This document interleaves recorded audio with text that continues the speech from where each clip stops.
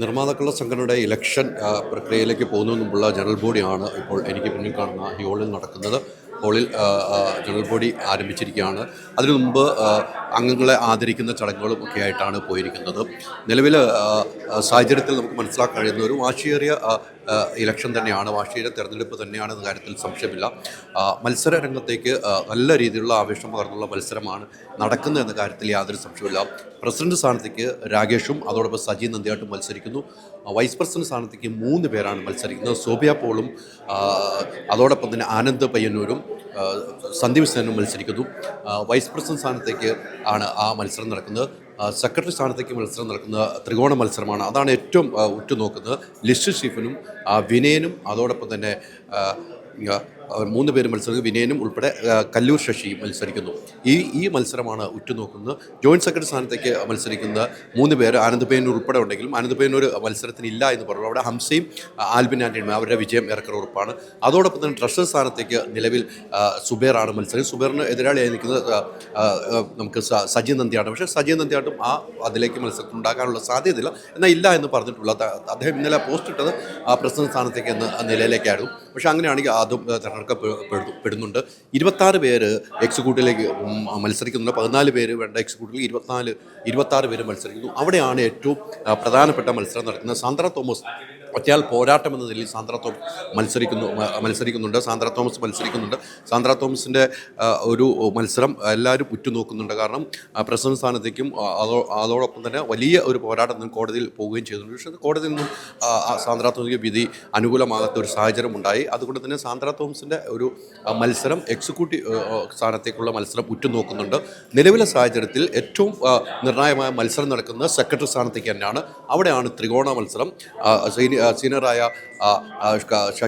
കല്ലൂർ ശശിയും അതോടൊപ്പം വിനയനും മത്സരിക്കുന്ന സ്ഥലത്ത് ലിസ്റ്റ് സ്റ്റീഫനും മത്സരം. ലിസ്റ്റ് സ്റ്റീഫൻ കഴിഞ്ഞ തവണ ട്രഷർ സ്ഥാനത്ത് മത്സരിച്ച വ്യക്തിയാണ്, ട്രഷർ സ്ഥാനത്ത് ഉണ്ടായിരുന്ന വ്യക്തിയാണ്. അദ്ദേഹവും മത്സരമുണ്ട്. എന്തായാലും ഉച്ച കഴിഞ്ഞ് 2 മണിയോടുകൂടി വോട്ടിംഗ് പ്രക്രിയ ആരംഭിക്കും. അതുവരെ ജനറൽ ബോഡിയാണ്. ജനറൽ ബോഡിക്ക് ശേഷം 2 മണിക്ക് കൃത്യമായി വോട്ടിംഗ് നടക്കും. വോട്ടിംഗ് നടന്നതിന് ശേഷം 5 മണി 6 മണിയോടുകൂടി ഫലപ്രഖ്യാപനം ഉണ്ടാകാനൊരു സാധ്യത കാണുന്നുണ്ട്. കാരണം നിലവിൽ കാണുന്ന അംഗങ്ങളുടെ ഇപ്പോൾ വന്നുകൊണ്ടിരിക്കുന്ന ജനറൽ ബോഡിക്കുള്ള അംഗങ്ങളാണ്. ഉച്ച കഴിഞ്ഞ് കൂടുതൽ അംഗങ്ങളെത്തും. വോട്ടിന് വേണ്ടി കൂടുതൽ അംഗങ്ങളെത്തുമെന്നാണ് എനിക്ക് കിട്ടുന്ന വിവരം. നിലവിൽ വലിയ രീതിയിലുള്ള ഒരു ഇലക്ഷനാണ്. ആദ്യമായിട്ടാണ് ഇത്ര വാശിയോടും ഇത്ര വീറോടുകൂടിയ ഒരു ഇലക്ഷൻ നിർമ്മാതാക്കളുടെ സംഘടനയിൽ നടക്കുന്നു എന്ന കാര്യത്തിൽ സംശയമില്ല. അതിനുള്ള എല്ലാ ചട്ടവട്ടങ്ങളും ഇപ്പോൾ ഒരുങ്ങിയിരിക്കുന്നു. നമുക്കറിയാം, നിലവിൽ ഇപ്പോൾ കാണുന്നത് 100ഓളം അംഗങ്ങളാണ് ഇപ്പോൾ ഇവിടെ എത്തിയിരിക്കുന്നത്. 100 അംഗങ്ങൾ എത്തിയിട്ടുണ്ട്. ഇനിയും ബാക്കിയുള്ള അംഗങ്ങൾ എത്തും. ഉച്ച കഴിഞ്ഞ് 2 മണി മുതലാണ് വോട്ടിംഗ് ഉള്ളത്. അപ്പോൾ 2 മണിയോടുകൂടിയാണ് അംഗങ്ങൾ എത്തുക. 2 മണിക്ക് വോട്ടിംഗ് ആരംഭിച്ചു കഴിഞ്ഞാൽ വൈകുന്നേരം 4 മണി വരെ വോട്ടിംഗ് പോകുന്നു. അതിനുശേഷം എണ്ണാനുള്ള സമയമാണ്. അതിനുശേഷം പ്രഖ്യാപനം ഉണ്ടാകും.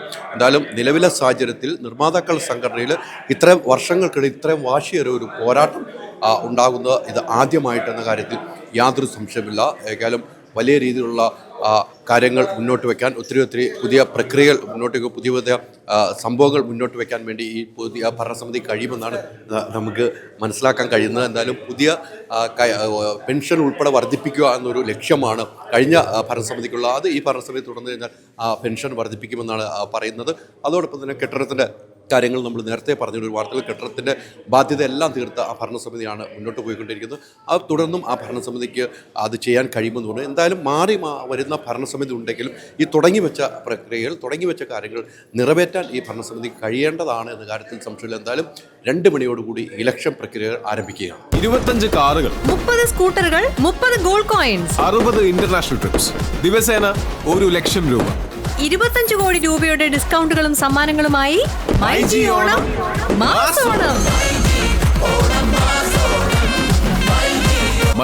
MyG future, experience the next. പൂവ് പോലൊരു പുട്ടുണ്ടേ അജ്മിയുടെ പുട്ടും.